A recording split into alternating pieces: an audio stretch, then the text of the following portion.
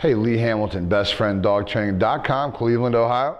Here to talk to you today about chokers and prong collars and the difference between the two collars, okay? So there's a lot of debate that goes on about chokers and prong collars. So today we want to talk a little about how these work, what the two functions are, and why they're important. First of all, let's dispel some myths, right? When people say, "I'll put that on your neck," right? Our neck and a dog's neck are very different. A dog's neck was built to be very durable, and it was built for a lot of punishment. So even when little puppies are born, you'll see the mother pick them up by their neck, the nape of the neck, and carry them around, right? You wouldn't see a newborn do well if a dog picked them up by their neck and carried them around.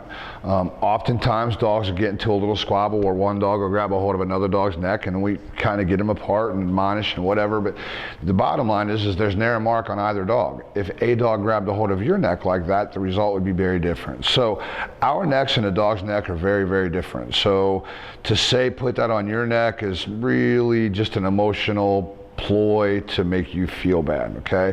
So the choker works off of pressure, right? What I want to do is early on in training is I want to allow the dog to create a lot of his own pressure.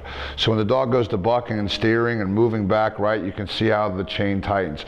As soon as they come back forward, it releases on their own. So dog training done properly is me trying to get the dog to choose to submit his will and ability to me and allow me to direct it, right? It's not me trying to dominate the dog, right? So I'm not through force trying to make the dog submit to me.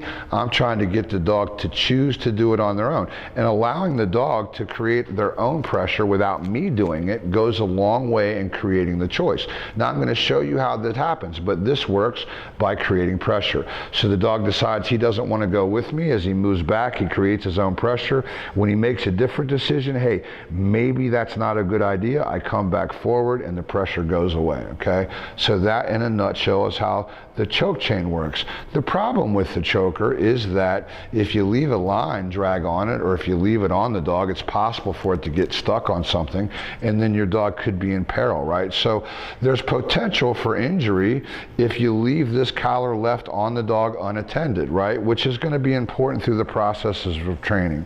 So the prong collar was created, and what the prong collar is it's more of a pinch. It's more of a what mom and them used to do to the dog's neck. So this goes on and off adjustable.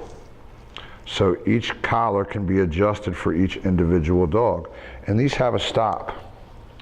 So the proper adjustment for this collar would be here. So I can pull that all the way tight and see that's as tight as it can go, because this ring stops the collar from getting any tighter. And look, the dog's comfortable. This is as tight as this collar goes. It's not a pull and hold collar. It's a quick snap and release. This collar's not effective in this manner, which he's perfectly comfortable. He's not panicking at all. Look at that. Good boy. Yes. I can work dogs in protection on these. I work dogs in tracking on these. Once they're pulling and it's a steady pull, there's no real correction to it. The correction comes in a quick tug and release, which means I have to be the one correcting the dog. The choker is the most intense of all corrections. The prong collar is a tremendous step down in correction.